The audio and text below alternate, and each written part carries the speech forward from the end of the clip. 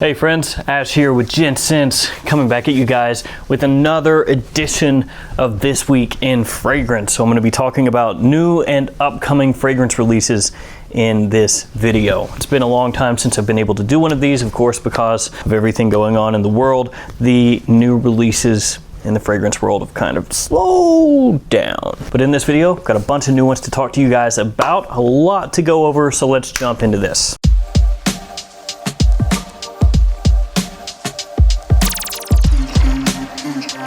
Okay, the first fragrance I'm going to talk about this week is one that I actually already own.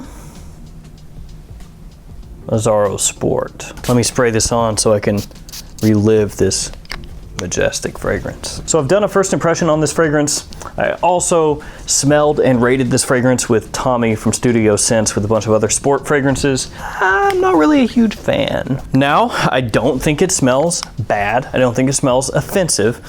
I just think it's boring.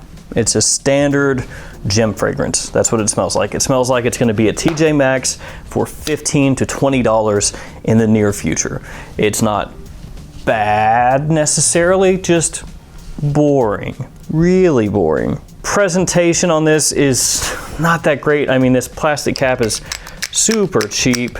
It's just a very basic clean gem fragrance. But for a lot of guys out there, younger guys especially, if you pick it up on the cheap, it could be nice. That being said, I had no information on that fragrance until now, so let me quickly read that off for you. Azzaro Sport is a tantalizing and energetic cologne that exudes fresh masculinity and a sense of adventure. Citrusy, spicy, and woody, it offers a trifecta of aromas that is invigorating yet warm and comfortable. Housed in a red-hot bottle with clear perspectives, Azzaro Sport Eau de Toilette is available from May 2020 at duty-free outlets and is expected to go into wider distribution from June.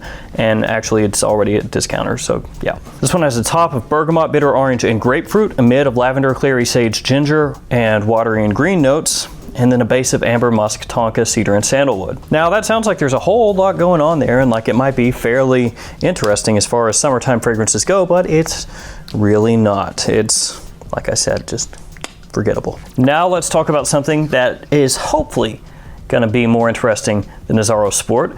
This one is Nuit Dissey Polaris by Issey Miyake. So in my opinion, Issey Miyake has some great fall and wintertime fragrances. They really seem to nail those. And this one, hopefully, is going to be another in their lineup that just kills it. And this one has a top of bergamot, pepper, and cypress, a mid of oud, cedar, and patchouli, and a base of leather and vanilla. There is a big write-up for this fragrance. I'm just gonna quickly jump through a little bit of that to kind of get across how they want the fragrance to come across to you.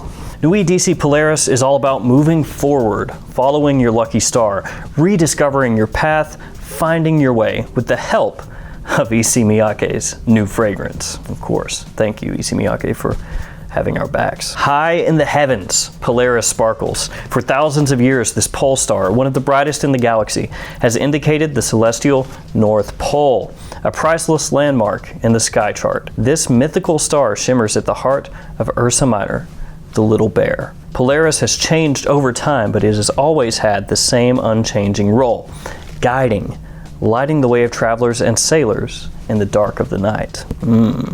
Powerful. Like the darkest of nights, the bottle and packaging are black, a deep, powerful matte black embellished with a shining, stylized star. In metal letters, its bright silver rays shine through the night. The composition is a spicy, woody scent with rich, leathery accents. The top notes are a flash of light, bubbling with the sparkling effervescence of bergamot. A duo of black peppers adds spice, while a hint of cypress essence lends an aromatic accent. The already intense middle notes develop a powerful oud accord enriched by cedar and patchouli. Captivating and dense, the base notes assert themselves with a leather note, a Nuit Dissey signature, warmed by the sweet opulence of vanilla. So that was a lot to take in, but this is one that I'm very much looking forward to.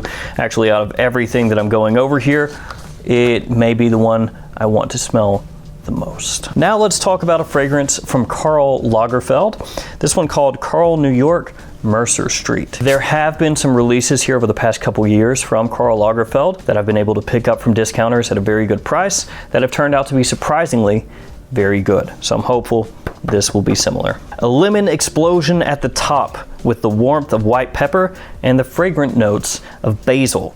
A fragrance that reveals a heart of green rhubarb and aromatic notes on a bed of noble woods with an assertive character and cottony musks.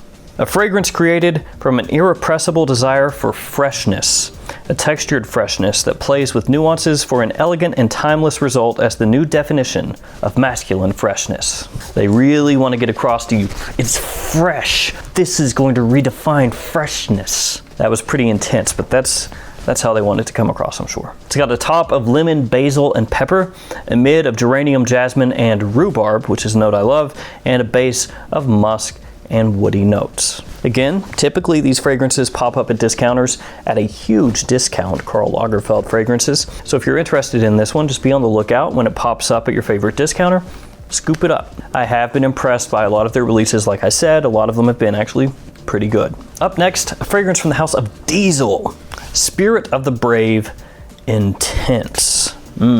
This one has a top of bergamot and apple, a mid of sage and cypress, and a base of amber, vanilla, and patchouli. According to the house, this is an irresistibly tempting and unique fragrance that will dazzle you with its intensity and the air of luxury.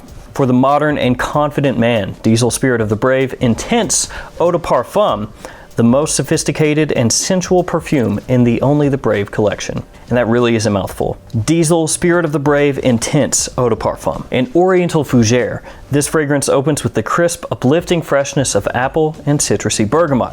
The aromatic heart notes of cypress and sage bring a sophisticated sensuality to the scent, and the warmth of the dry amber accord combined with vanilla and patchouli ensures a long-lasting and sexy masculinity.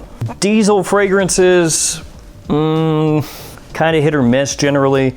A lot of them more on the miss side of things than hit, but you never know. This could be one of those fragrances that you don't think much of, and then it turns out to be surprisingly decent. Now we've got a big release from Jean-Paul Gaultier. This one is Male Le Parfum. So a new flanker in the Le Male line. There was in the past Essence de Parfum, but this is completely different than that one. As of right now, there are only 4 notes listed, so not a whole lot to go on here, not a whole lot to draw from notes-wise to have an idea of where they might be taking the fragrance. That's actually something that Jean-Paul Gaultier has been doing a lot of lately, where they'll release a note breakdown for a new fragrance, especially in the Le Male line, and it'll have 3 notes or 4 notes.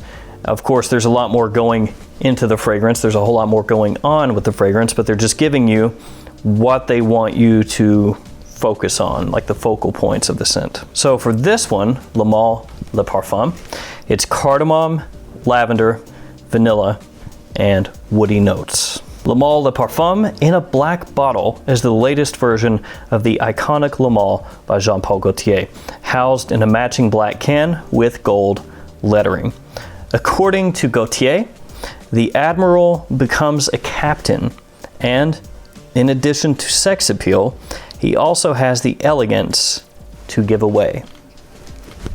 Yeah, I think something's lost in translation there. He does not live with other sailors, nor does he sleep on a bunk bed. He is sailing in his comfortable cabin on an ocean liner. Yay. So according to the house, the perfumers that worked on Male Le Parfum took the original from Francis Kirkjohn and kind of rearranged it, reimagined it, and made it their own. It still has sweet vanilla, soothing lavender, a warm cardamom on a woody base, of course, the 4 notes that I told you guys about before. So this one, I'm sure a lot of you out there are going to be very excited to check out when it is available. I know that I am, and I've got high hopes. Let's hop from there to a fragrance from the house of Montale, this one called Oud Tobacco. Sounds good to me. Oud Tobacco by Montale is a hypnotic and mysterious blend that intrigues the sense of smell from the first spray thanks to the blend of tonka bean and tobacco. Thought it was Oud Tobacco, but tonka bean and tobacco. The composition reveals a hot and steaming perfume where that actually doesn't sound that great when you say it that way. It's like, what do you think about that perfume? It's hot and steaming. It's like, that doesn't sound good. It's a hot, steaming perfume where the notes of citrus, cumin, and red jasmine delight the senses, while incense, oud, and orange blossom draw sophisticated, Narcotic Volutes.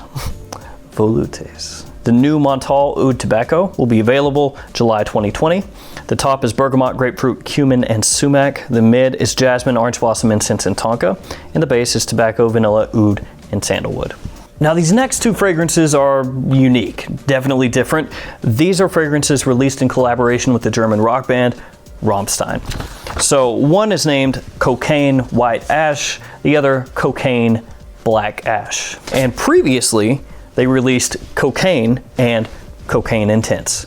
So Rammstein legitimately has a fragrance line at this point with 3 flankers named Kokain, which of course, which was also a song of theirs, so you can check that out if you want. If you're a fan of Rammstein, I'm sure you already know about it. So Kokain White Ash has top notes of nutmeg and white pepper, a mid of frankincense and blonde woods, and a base of sandalwood and crystal musk, whereas Black Ash has top notes of saffron, incense, and styrax, a mid of leather, frankincense, and cypress, and a base of sandalwood and resins. Now, if you look up the original Kokain on, it sounds weird saying that, if you look that up on eBay, you type in Rammstein Kokain fragrance, and it's spelled Kokain.